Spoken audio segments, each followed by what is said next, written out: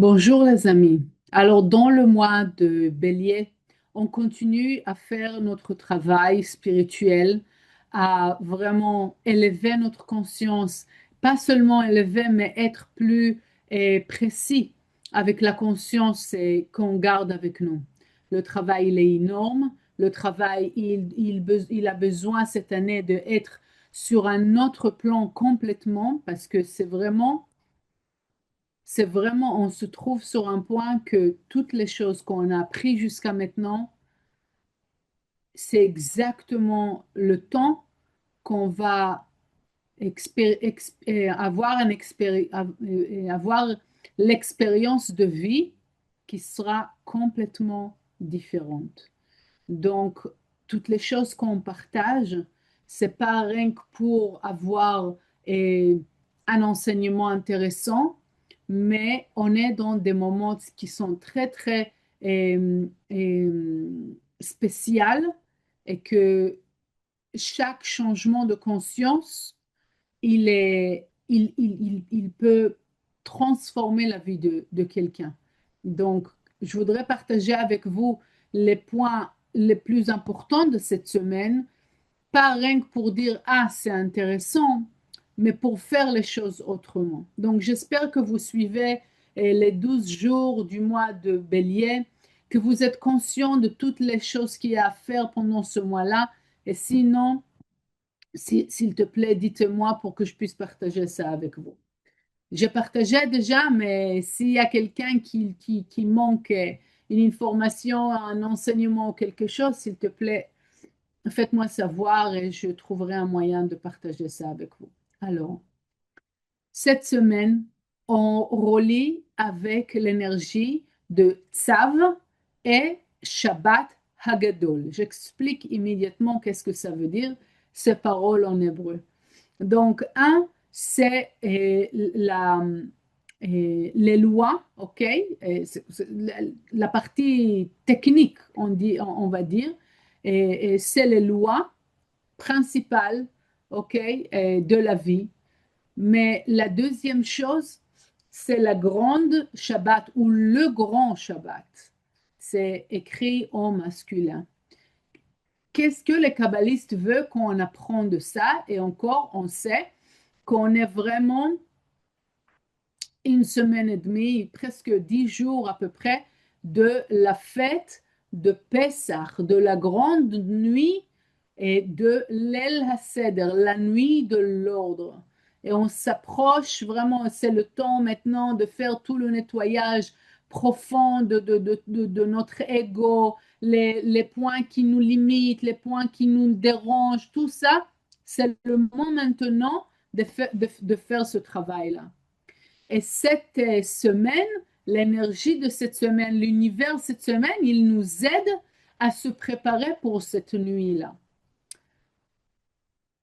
Et toutes les choses qu'on va expliquer, ils sont basées sur les classes de Michael, Monica, le Rav, Keren et les sages qu'on présente dans les classes. Et là, on parle sur deux choses principale. La première chose, c'est que la nuit de Pessah, la sortie d'Égypte, elle était possible grâce à une force. Hayad Hagdola, la grande main. Qu'est-ce que ça veut dire? Il y avait pendant cette période-là que les Israélites ils sont été en Égypte, qu'est-ce que ça veut dire? Ils sont quelque chose qu'on a parlé déjà, mais pour savoir, et ils sont été leur conscience, elle était prise par l'aspect matériel. Qu'est-ce que c'est le matériel? C'est pas parce que la personne elle veut beaucoup d'argent, c'est pas ça, c'est pas ça matériel.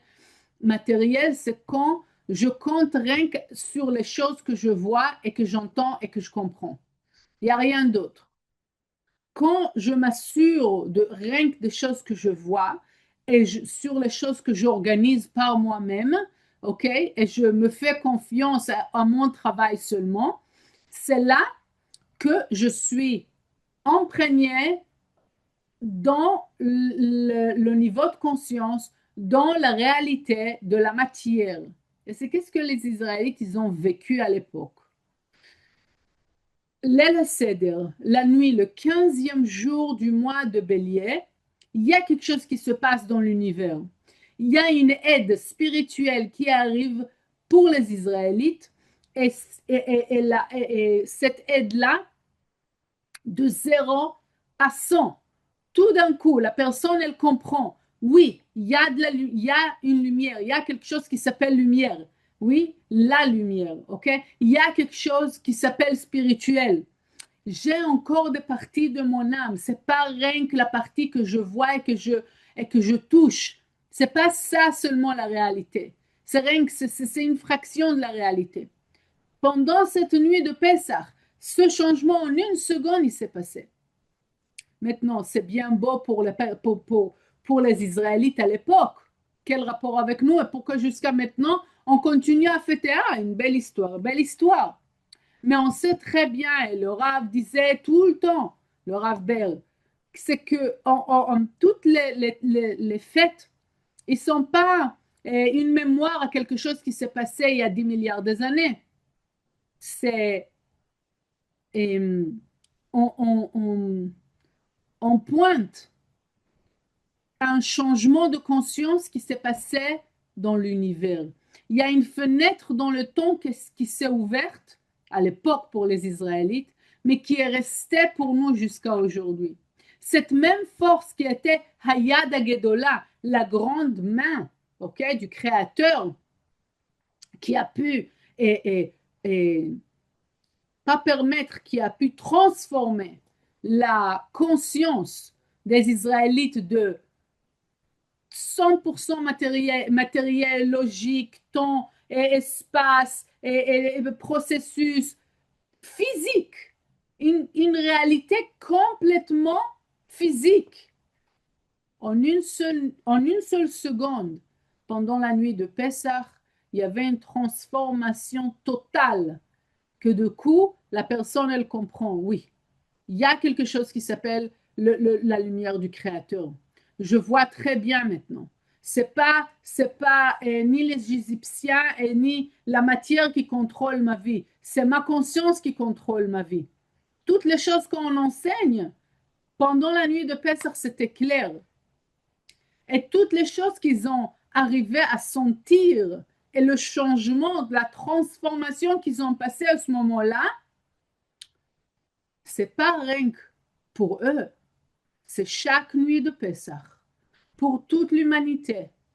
Chaque année, encore une fois et encore une fois et encore une fois, on a cette possibilité de passer une transformation de 0 à 100, d'avoir cette conscience du Créateur, cette compréhension, ce savoir. La lumière du Créateur, elle est là. Et c'est la lumière du Créateur qui est l'origine de tout. C'est quelque chose qu'on dit à chaque fois que ça devient, oui, oui, on sait, chaque chose, ça vient de la lumière du Créateur. Non, il faut comprendre vraiment qu'est-ce que ça veut dire que tout vient de la lumière du Créateur. Parce que quand ça nous arrange, on aime bien, mais quand les choses vont pas comme j'ai programmé ou comme je veux, alors là, on n'aime pas trop cette loi. Il faut comprendre, même les choses qui ne sont pas arrangées comme moi je veux, ils sont exactement comme la lumière du Créateur elle a voulu pour moi. Donc, Michael Berg, il partage une histoire peut-être qui va vous permettre à comprendre. Une personne qui a voyagé est tombée malade sur le chemin et à cause de la fait qu'elle n'était pas chez elle, donc elle devait vraiment payer beaucoup d'argent pour sa guérison. Et elle a parlé avec son professeur en disant, j'ai perdu beaucoup d'argent parce que j'étais malade à l'extérieur de mon pays. Et la réponse était le contraire. Tu étais malade dehors du pays pour perdre cet argent. Parce que c'est exactement ce qu'il fallait qu'il se passe. Parce que des fois, on a besoin de gagner, des fois, il faut qu'on perde, des fois, il faut on tombe, des fois, il faut on surmonte, mais tout, même considéré bien et considéré mal, vient du Créateur. C'est exactement qu'est-ce que j'ai besoin de passer à ce moment-là parce que c'est la chose parfaite que je dois passer pour pouvoir gagner mon prochaine étape. Donc, pensez à quelque chose qui vous a énervé. Pensez à quelque chose qui s'est passé d'une manière que c'était pas comme vous voulez. Et c'était pas par rapport à votre programme. Faites attention. On ne veut pas s'énerver. On ne veut pas commencer à être agité et peur et tout ça. C'est normal. Oui, mais c'est quoi normal? Qu'est-ce que ça veut dire quand on dit quelque chose qui est normal? Quelle fréquence? La fréquence de la lumière ou la fréquence du monde de l'adversaire? Effectivement. Le normal fait partie de la fréquence du monde de l'adversaire, le monde de Malchut, le monde qui est détaché de la lumière. Tout notre travail spirituel, c'est attacher ce monde physique avec la lumière éternelle, grâce à notre travail spirituel, grâce à notre conscience. Donc, quand quelque chose il se passe qui n'est pas exactement comme nous on veut ou comme nous on a envie ou comme nous on considère bien, regardez comment la pause, la première chose qu'on a appris au cours de Kabbalah, c'est primordial pour notre existence et pour le fait qu'on puisse vraiment pas seulement respirer, mais être en vie, choisir notre chemin. C'est deux chemins à part. Et où on sera, ça dépend de notre décision. Mais regardez qu'est-ce qu'on nourrit. Est-ce qu'on nourrit la partie qui est limitée adversaire ou est-ce qu'on nourrit la partie illimitée, la partie infinie de la lumière? Ok? La même chose qu'on s'entraîne chaque jour, toute la journée à être dans cette fréquence-là, c'est cette fréquence-là qui va nous diriger dans notre vie. Donc, on retourne quand il y a quelque chose qui se passe dans notre vie, qui on considère ou on ne considère pas quelque chose de bien pour nous, on s'arrête et on se rappelle, c'est bien. Je ne comprends pas encore comment, mais c'est exactement ce que la lumière elle a voulu que je fasse en ce moment. Je ne suis pas bête, je ne fais pas de fautes, et même si je veux choisir autrement la prochaine fois, je choisirai autrement la prochaine fois. On peut avoir des conclusions, mais pas utiliser des grosses paroles comme je suis bête et comment ça se fait que j'ai fait cette erreur. Il n'y a pas des erreurs. Il y avait un choix. Je peux dire la prochaine fois, je choisirai différemment. D'accord. Ça, j'ai compris mon message, je grandis. Mais pas je suis bête ou ouais, ça va pas ou non, tout ça, c'est quand je suis dans la fréquence du monde physique. Et ça m'affaiblit. Qu'est-ce qu'on a appris? Le premier point qu'on a appris. Pendant cette semaine, on va recevoir la force pour vouloir être attaché à cette énergie infinie, à cette énergie de lumière, à cette énergie qui me montre le chemin. Je ne veux pas m'attacher à la partie limitée de cette vie-là. Donc, je lâche prise de ma logique. Je fais de plus en plus des actions de restriction et de partage pour à chaque fois me connecter avec ce système de lumière, parce que le système de lumière, on est obligé de faire le switch. OK? Comment on fait le switch? C'est à travers la restriction et le partage. Ça, c'est l'outil qu'on a pour pouvoir, je choisis la lumière, je choisis la lumière. Qu'est-ce qui est normal et habitude? C'est le monde physique, c'est le monde de l'imitation. Ça, c'est l'habitude. Donc, je cherche à tout le temps faire des actions de partage et de changement qui vont me permettre à être sur la fréquence de lumière. Pourquoi? Parce que je veux arriver à Pessah prêt avec ma conscience, que j'ai servi ou que j'ai fait toutes les choses qu'il faut pour que je me mette sur la longueur d'onde de la lumière éternelle. Et pendant la nuit de Pessah, il y aura cette ouverture-là, et si Dieu veut, je ne la rate pas. Je serai conscient, je ferai toutes les connexions et je pourrai être vraiment à 100% avec la lumière du Créateur et suivre cette vague de lumière éternelle. Dans la phrase que j'ai dit au début, Ayad Gedola, il y a une deuxième partie qui s'appelle Zroa Netuya. C'est aussi une connexion qu'on fait à la nuit du Seder, comme j'ai dit, le 15e jour du mois de Bélier.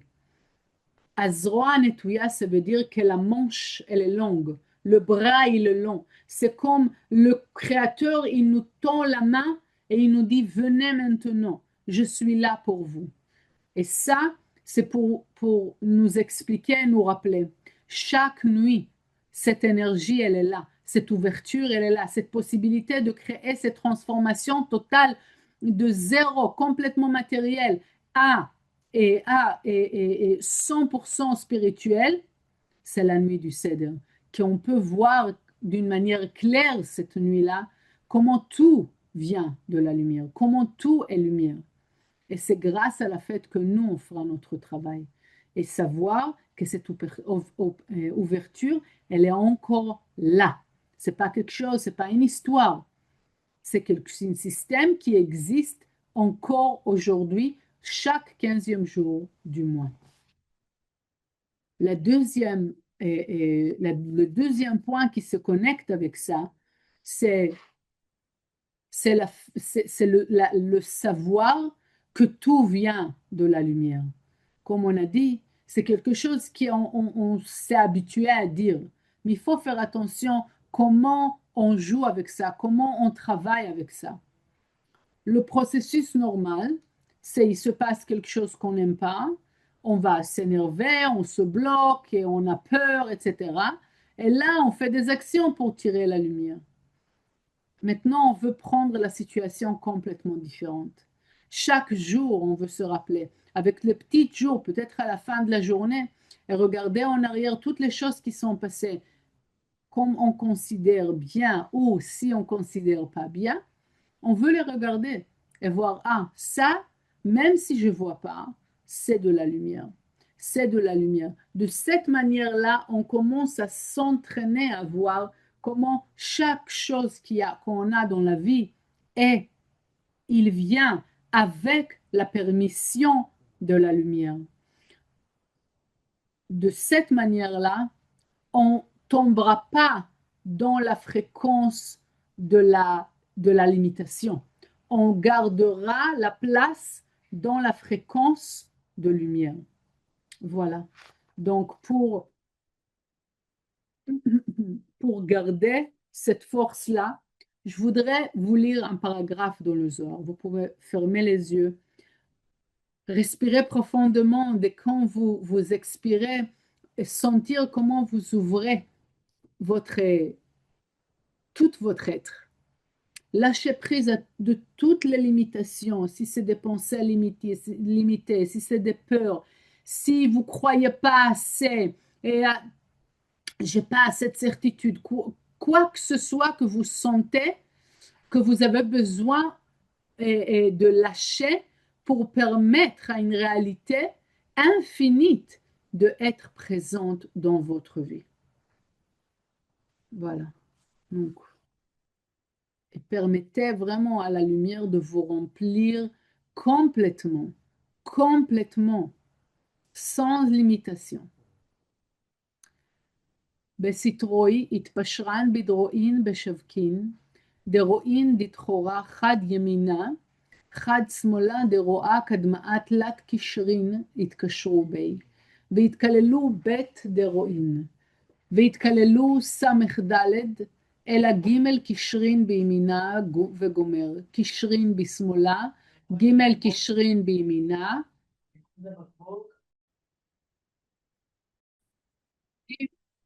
ג' קשרין דימינה, התכללן בג' קשרין דשמאלה. ובגין כך, דרועה להכתיב אל אחד, אל הימינה. להכתיב בי זרוע, אל ימינך אדוני. ימין אדוני יתקרא, בגימל קשרין דאבהתה דאחסינו לחולקי הון. Voilà, jusqu'à aujourd'hui, à chaque fois qu'on arrive à cette période, la lumière est là, elle nous tend la main pour qu'on puisse monter et changer notre esprit, être sur la fréquence de la lumière éternelle. On se trouve dans une année très critique, criticale, comme on dit ça, très, très importante, ok? Que toutes les choses que je vous dis, c'est pas rien que pour savoir, c'est pas rien qu'intéressant. C'est le temps de le faire. Parce que si on ne le fera pas, le monde bougera et nous, on sera derrière. Donc, moi, je ne veux pas être derrière. Je vais être sur la vague de ce monde. Et je vous conseille tous d'être sur la vague éternelle de ce monde. Voilà. Donc, beaucoup de réussite. Si vous avez des questions ou quoi que ce soit, on est là.